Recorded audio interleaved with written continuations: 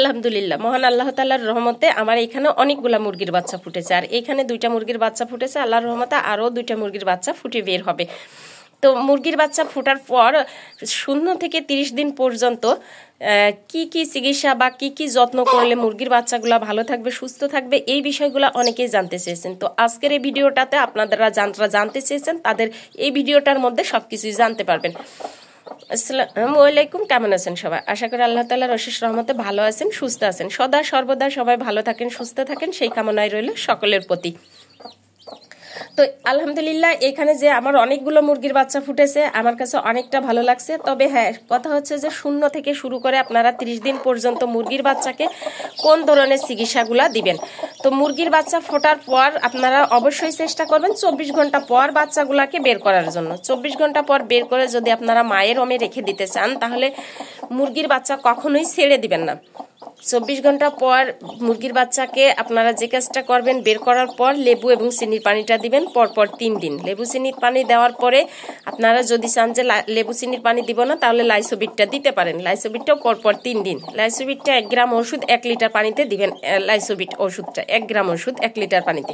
এটা ব্রুডিং কালে। এর পরবর্তীতে যদি আপনারা মুরগি ছেড়ে পালন করতে চান, অর্থাৎ মায়ের সাথে পালন করতে চান, তাহলে সেক্ষেত্রে অবশ্যই আপনার মুরগির বাচ্চা ফোটার পর 1 মাস পর্যন্ত বাচ্চাগুলাকে চেষ্টা করবেন মা এবং বাচ্চাকে আবদ্ধ অবস্থায় রাখতে। কারণ যখন মুরগির বাচ্চাগুলোকে আপনি ছেড়ে দিবেন, তখন দেখবেন যে মুরগির বাচ্চাগুলো আপনার বাহিরে মা মুরগিটা যখন নিয়ে যাবে, তখন কি কাজ হবে সেটা হচ্ছে যে অনেক সময় দেশি মুরগি দেখবেন যে যেখানে একটু পাতা পড়ে থাকে বা স্যাঁতসেঁতে হয়ে কোনো নোংরা থাকে, তার মধ্যে যে পোকামাকড় গুলা থাকে ওখানে ওগুলা খেতে কিন্তু মুরগি চলে যায়। আর যখন মুরগি ওইখানে চলে যায়, তখন দেখবেন যে পা দিয়ে আছড়ে আছড়ে ওগুলা তুলে। আর ওই ভিজা মাটিতে যখন বাচ্চাগুলা থাকে, ওই সময়ে মুরগির বাচ্চার ঠান্ডা লাগতে পারে। তো ওই ঠান্ডা থেকে মুরগির বাচ্চার কিন্তু যখন ঠান্ডা লেগে যাবে, তখন মুরগির বাচ্চা ঝিম ধরে থাকবে, চুনা পায়খানা করবে এবং পাখা ঝুলে যাবে। এই সমস্যা যাতে না হয়, সেই জন্য আপনারা মুরগির বাচ্চা ফোটার পর অন্তত 1 মাস আবদ্ধ অবস্থায় পালন করার চেষ্টা করবেন। মা মুরগিকে বাচ্চাকে একসাথে রাখার চেষ্টা করবেন এবং এদেরকে খাবারটা দেওয়ার চেষ্টা করবেন। আর যদি মনে করেন যে না, আপনারা আলাদা করে ব্রিডিং করে মা ছাড়া পালন করবেন, সেটা কিভাবে পালন করবেন সেটাও আমি নেক্সটে আপনাদের বলবো।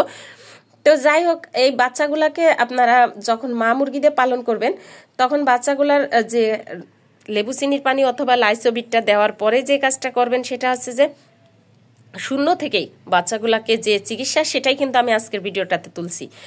তো 24 ঘন্টা পর বের করার পর লেবু চিনির পানি দেওয়ার পর যে কাজটা করবেন, সেটা হচ্ছে মুরগির বাচ্চার বয়স যখন 5 থেকে 7 দিন হবে, তখন BCRDB ভ্যাকসিনটা অবশ্যই করাবেন।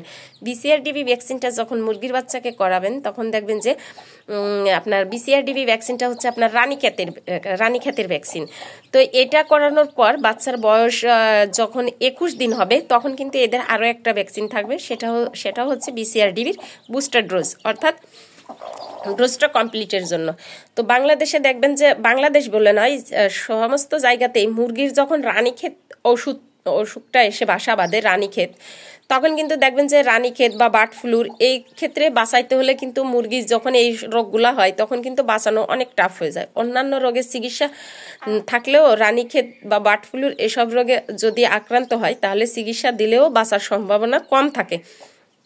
তো রানীক্ষেতের ভ্যাকসিনটা এই জন্য আপনারা অবশ্যই বাচ্চাকে দিয়ে রাখবেন, তাহলে পরবর্তীতে রানীক্ষেতের মতো অসুখ হওয়ার হাত থেকে অনেকটা রক্ষা পাবেন। পুরোপুরি পাবেন আসলে এমনটা গ্যারান্টি দিতে পারবো না, কারণ অনেকটাই রক্ষা পাবেন। কারণ মহান আল্লাহ তাআলা কখন কি করবে, যার জীবন আছে, যাদের প্রাণ আছে, তাদের সুস্থ অসুস্থ ভালো মন্দ সবকিছুই আছে, আর তার জন্য চিকিৎসাও আছে।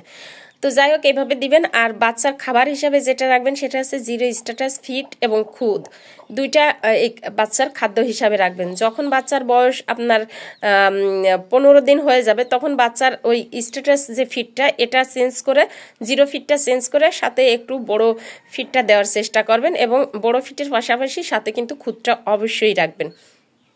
আর এইভাবে যখন আপনারা মুরগির বাচ্চাগুলাকে যত্ন দিবেন, তখন কিন্তু মুরগির বাচ্চাগুলা মাশাআল্লাহ ভালো থাকবে, সুস্থ থাকবে। আচ্ছা, মা মুরগিকে আলাদা করে খাবার দেওয়ার চেষ্টা করবেন, যাতে করে পুনরায় মা মুরগিটা দ্রুত কিন্তু ডিমে আসে যাতে। অর্থাৎ মা মুরগিকে যে শুধু ফিট আর চাউলটা বাচ্চাকে দিয়েছেন দেখে মা মুরগি খাবে, ঠিক এমনটা না। মা মুরগিকেও একটু ভারী খাবার দেওয়ার চেষ্টা করবেন, যেমন খাবারের মধ্যে একটু ধান, অথবা দেখা যাচ্ছে যে একটু আধা ভাঙ্গা চাউল এগুলা দিতে পারেন।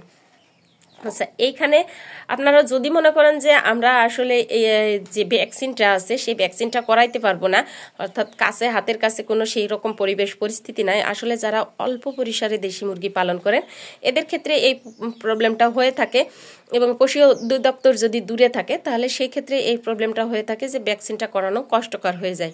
তো তারা যে কাজটা করবেন সেটা হচ্ছে যে আপনারা মুরগির বাচ্চার বয়স যখন 5 দিন হবে তখন আপনারা অ্যামোক্সিসিলিন সিভেট ওষুধটা দেওয়ার চেষ্টা করবেন।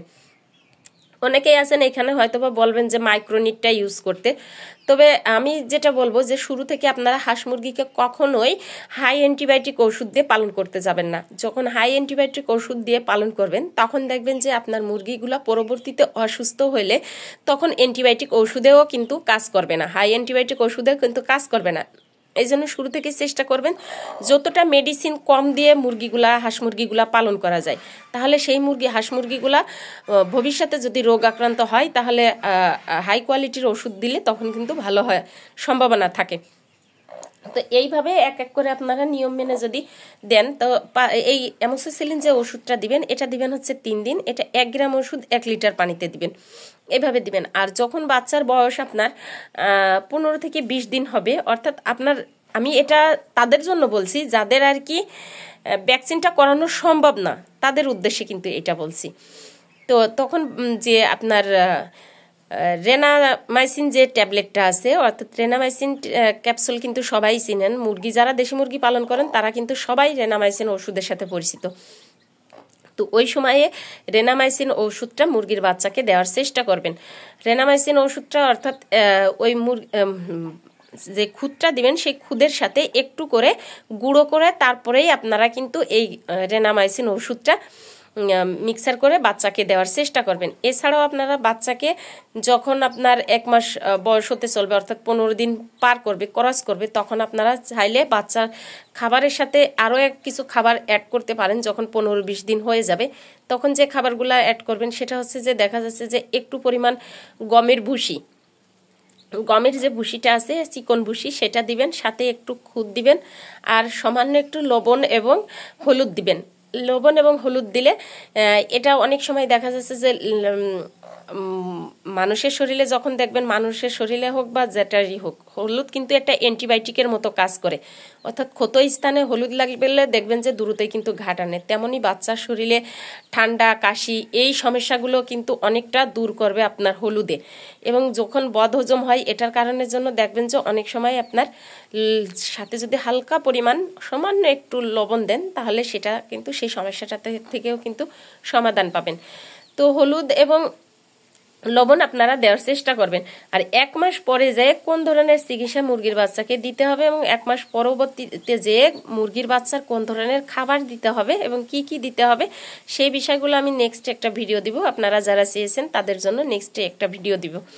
তো এইভাবে মুরগির বাচ্চাগুলোকে যত্ন করলে আমার মনে হয় আল্লাহর রহমতে মুরগির বাচ্চাগুলো ভালো থাকবে, সুস্থ থাকবে। তবে সবসময়ের জন্য একটা জিনিস মনে রাখবেন যে অতিরিক্ত ওষুধ দিয়ে বা অতিরিক্ত খাবার দিয়ে কখনোই দেশি মুরগিকে পালন করতে যাবেন না, কারণ দেশি মুরগি কিন্তু ধীরে ধীরে বাড়ে। দেশি মুরগি যে একবারে অন্যান্য মুরগির মতো যে দ্রুতই বেড়ে যায় আসলে এমনটা নয়। এই ক্ষেত্রে এই জন্য চেষ্টা করবেন একটু পরিমাণে আপনার যে খাবারগুলা দিলে সাশ্রয় হয় সেই খাবারগুলা দেওয়ার জন্য। আর এছাড়া আপনারা ভুট্টা ভাঙা, গমের ভুসি এবং খুদ আরও ইত্যাদি ইত্যাদি খাবারগুলো আছে। 1 মাস পর থেকে কি কি খাবার দিতে হবে এবং ওষুধ দিতে হবে সেটাও জানাবো। তো যাই হোক, আজকের ভিডিওটা এই পর্যন্তই। দেখা হবে অন্য কোনো ভিডিওতে অন্য কোনো কমেন্টের অ্যান্সার নিয়ে। তবে এর মাঝে একটা কথা বলি, অনেকেই অভিমান করে আছেন যে আপু আমরা রিপ্লে ভিডিও চেয়েছি দেননি কেন। তো আসলে প্রত্যেকের রিপ্লে ভিডিও দেওয়াটা সম্ভব হয় না, তো এই জন্য আসলে দিতে পারি না। তবে যাদের দেখি যে ভিডিও কমেন্টগুলা খুবই গুরুত্বপূর্ণ সেই ভিডিওগুলা কমেন্টের উপরে ভিডিওগুলা দেওয়ার চেষ্টা করবি। তো যাই হোক, সবাই অভিমানের চোখে দেখেন অনেকেই, তবে অধিকার আছে দেখে আমার চ্যানেলের যারা অনেক পুরাতন অডিয়েন্স আছেন তাদের তো অভিমান করাটাই স্বাভাবিক। তো চেষ্টা করবেন নেক্সটে আপনাদের ভিডিওগুলো দেওয়ার জন্য। সবাই ভালো থাকবেন, সুস্থ থাকবেন। আর পবিত্র মাহে রমজানের শুভেচ্ছা রইল সবার। এবং যারা মুসলমান যাদের উপরে রোজা ফরজ হয়েছে তারা অবশ্যই রোজা, নামাজ, তারাবি করার চেষ্টা করবেন। আল্লাহ হাফিজ।